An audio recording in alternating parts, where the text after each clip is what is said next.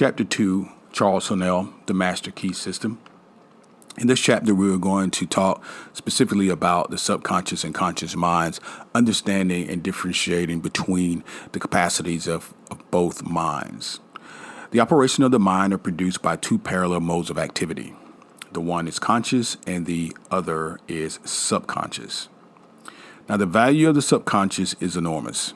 It inspires us, it warns us, it furnishes us with names, facts, and scenes from our memory. It directs our thoughts, our taste. It accomplishes tasks so intricate that no conscious mind, even if it had the power, has the capacity for. Of the two powers, the outward and the changeable has been termed the conscious mind. The interior power is called the subconscious mind, or the subjective mind. And besides its work on the mental plane, it controls regular functions which make physical life possible. Of course, this is your breathing, your heart rate, your heart pumping, your eyes blinking. These sorts of things are all controlled by this subconscious mind.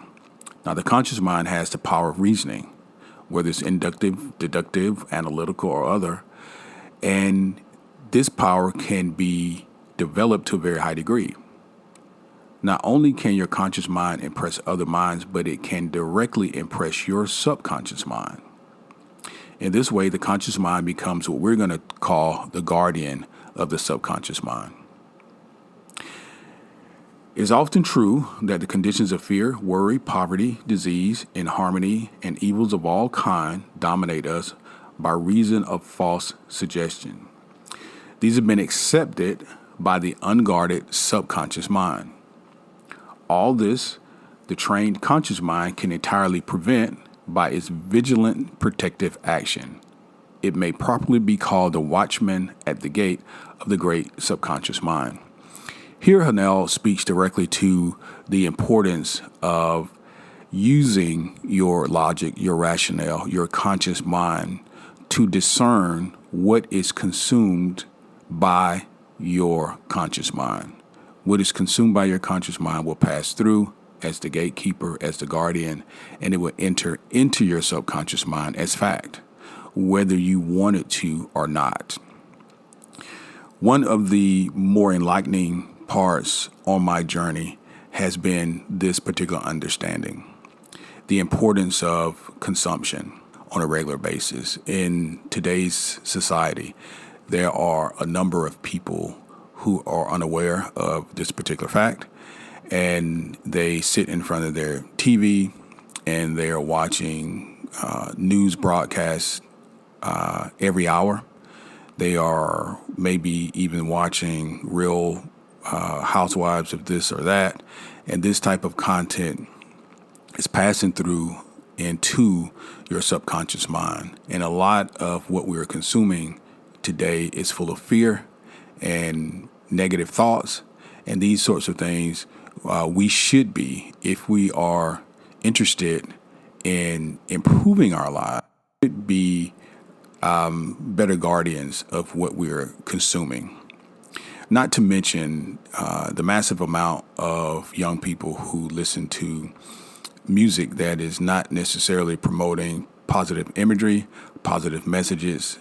And this is being done on a regular basis, daily. We are impressing our subconscious mind, and we are not aware that we're doing it, and our environment shows it. The subconscious mind draws just and accurate inferences from premises furnished from the outside sources. In other words, what your conscious sees, your subconscious is also consuming. And while you're asleep, the subconscious is making its way to replicate or to create on your behalf the things that you are thinking about most of the time. You become what you think about most of the time. Where the premise is true, the subconscious mind reaches a faultless conclusion, but where the premise or suggestion is an error, the whole structure falls. The subconscious mind does not engage in the process of proving. It's not going to argue with you. It's not going to, like your conscious mind, say, hey, I probably should not be listening to this, or this is not making me feel good. I probably shouldn't be watching this. It relies upon the conscious mind, the watchman at the gate, to guard it from mistaken impressions.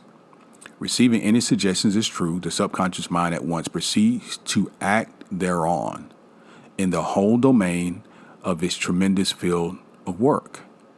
This is important to understand. The conscious mind ought to be on duty every waking hour. When the watchman is off guard, or when its calm judgment is suspended, under a variety of circumstances, then the subconscious mind is unguarded and is left open to suggestion from all sources. So this is to say, for example, if you drop your child off at your sister's and you're very confident that your sister is going to provide a similar environment as to your own home, the types of TV, the types of music, there's not going to be any recreational drugs going on, these sorts of things, you wouldn't necessarily take your kid, I hope you would not, and drop them off at a stranger's house where you are not aware of the types of activities that will be taking place in the home. The reason you're not going to do that primarily is because of the safety of the child, physically the safety of the child, but also mentally. You do not want the child impressed upon with activities that are not becoming. Why? Because the child very rarely is going to argue. The child will simply replicate the actions. And as a parent, you want to instill and then reinforce the types of qualities and actions in your child that are going to promote a good human being. So that's what we're talking about here when we're talking about the conscious mind being a guardian of the subconscious mind. You think of the subconscious mind as a very powerful child, if you will. It's not going to argue. It's not going to prove anything right or wrong. It's going to accept what you give it. Different than a child, though, the subconscious mind is tremendously powerful. It is where creation is. It is tied to the universal mind. It is the single most powerful force that we know of. Now, the subconscious mind never sleeps. It never rests any more than your heart does. It has been found that by plainly stating to the subconscious mind certain specific things to be accomplished, forces are set in operation to lead to the result desired. So that is to say, before you go to bed tonight, I did this when I first read this book. And I have not set an alarm clock in years. When I first read this, of course, you want to test all of this. We're giving you exercises at the end of each chapter, but you want to test this. You want to prove it to be true. Not only so you know that it is true, but so you will see it works and it can improve your life. This is the reason why we're putting this out. This is the reason why I assume that you're listening to this. There's some sort of information that you're desirous of that can improve your quality of life. Now, what I did was something very simple. From a subconscious standpoint, I sit next to my bed each night and I just said, I will wake up in the morning at 5 o'clock. I will wake up in the morning at 5 o'clock. And the next morning, without an alarm or my wife shaking me, 5 o'clock, my eyes open. This is just a simple exercise to demonstrate the power you have and the power that is encapsulated within your subconscious mind.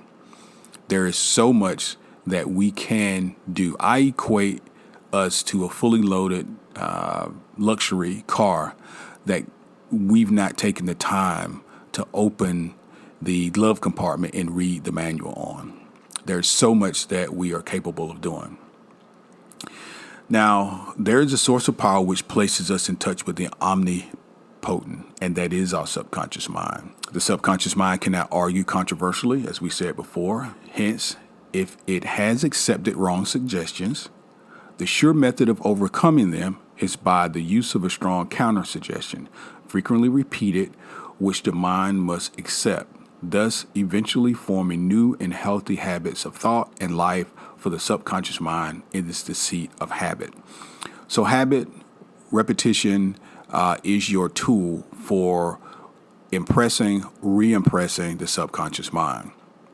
So what you can do if you know you have some bad habits, what you must do is drive it out with a different habit. You cannot simply just get rid of a habit. It must be a nail to drive out the prior nail. I'll give you an example. I had an issue with my neck some years ago. So as a result of talking to my chiropractor, he simply stated to me this: Take 30 days to undo the old habit, and it'll take 30 days to institute the new habit. So the new habit will drive out the old habit. And that's what the process is for overcoming any types of habitual misgivings that you may have in your subconscious mind right now. A lot of people listen to mantras. A lot of people listen to positive affirmations each day, and that's great. That's a really good beginning. And that is a way to impress your subconscious mind. Allow yourself, program yourself to these higher level thoughts. Some may ask, how can the subconscious mind change conditions? Well, the reply is simple, because the subconscious mind is part of the universal mind. And as part, it must be the same in kind and quality as the whole. The only difference is one in degree. So an example would be if I had a chocolate cake, the chocolate cake is chocolate. It has sugar in it. It has frosting on it. And if I were to cut you a slice, it would not be the entire cake, but it would be a piece of the cake. It would be consistent with qualities of the cake. It would also be chocolate. It would also have sugar. It would also have frosting. So subconscious mind is part of the universal mind. And universal mind, we know, is where all reside. The only difference is one in degree. The whole, as we know, is creative. In fact, it is the only creator there is. Consequently, we find that mind is creative, and as thought is the only activity which the mind possesses, thought must necessarily be creative also. We shall find that there is a vast difference between simply thinking and directing our thought consciously, systematically, and constructively. When we do this, we place our mind in harmony with the universal mind. We come in tune with the infinite. We set in operation the mightiest force in existence, the creative power of the universal mind. This is, as everything else, governed by natural law. The name of this law is the law of attraction, which is mind is creative and will automatically correlate with this object and bring it into manifestation.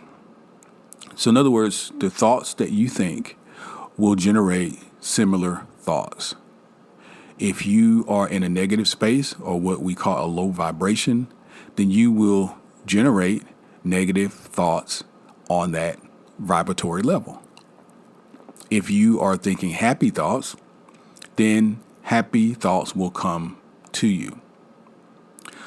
This time, in terms of our exercise for this week, we're going to take an advanced approach. Last chapter 1, the exercise was to simply sit in a room, pick a room, sit still, and just try to gain dominion over your physical self, your physical body.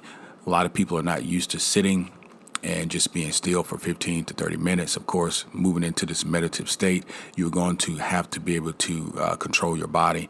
And sitting still erect is one of the things that you'll need to do. Now, ultimately, we're going to get to the point where we're talking about how to meditate and how to really utilize some of these principles that Charles Snell is presenting to us. But we have to take it step by step. So I'm going to take it from the beginning, assuming listeners are at a base level and perhaps either never have meditated or new to meditation. Now, for those who are advanced, we will get into more advanced. If you meditate every day and some of these principles are basic or elementary to you, well, that's fine. Just stick with it. Once we get, to chapters 4 and 5, we're going to get into a little, where you are, and it will have some additional value there. But I want to make sure that everybody understands what the premise, what the setup is, because the foundation must be right in order for the building to stand. So in this case, what we're going to do this week is we're going to take that same seat in that same room if you can. And not only are we going to sit still for 15 to 30 minutes, but now we're going to make the attempt of allowing our thoughts to just flow. You're not going to try to control anything. You're not going to try to stop anything. And that's one of the errors I made when I first began to meditate. Just allow your thoughts to flow. Sit still, 15 to 30 minutes and just allow. Don't engage. Don't create a story. Just allow your thoughts to flow. Okay? So I hope you've enjoyed this. This week, we're talking subconscious, conscious mind. What is the value of the subconscious mind? It guides us, it warns us, it controls the vital processes, and of course is the seat to our memory. Now, some of the functions of the conscious mind we talked about already: power of reasoning, discernment, discrimination, etc. But if nothing else you got out of this week, I want you to understand the value in consumption. What you are seeing, hearing will have an effect on you. I hope you found this very valuable. We're going to have some free giveaways for you. If you take a look in the comments, we've got some downloads that you can take and just try and reinforce some of this information. And we'll see you next time. Thanks.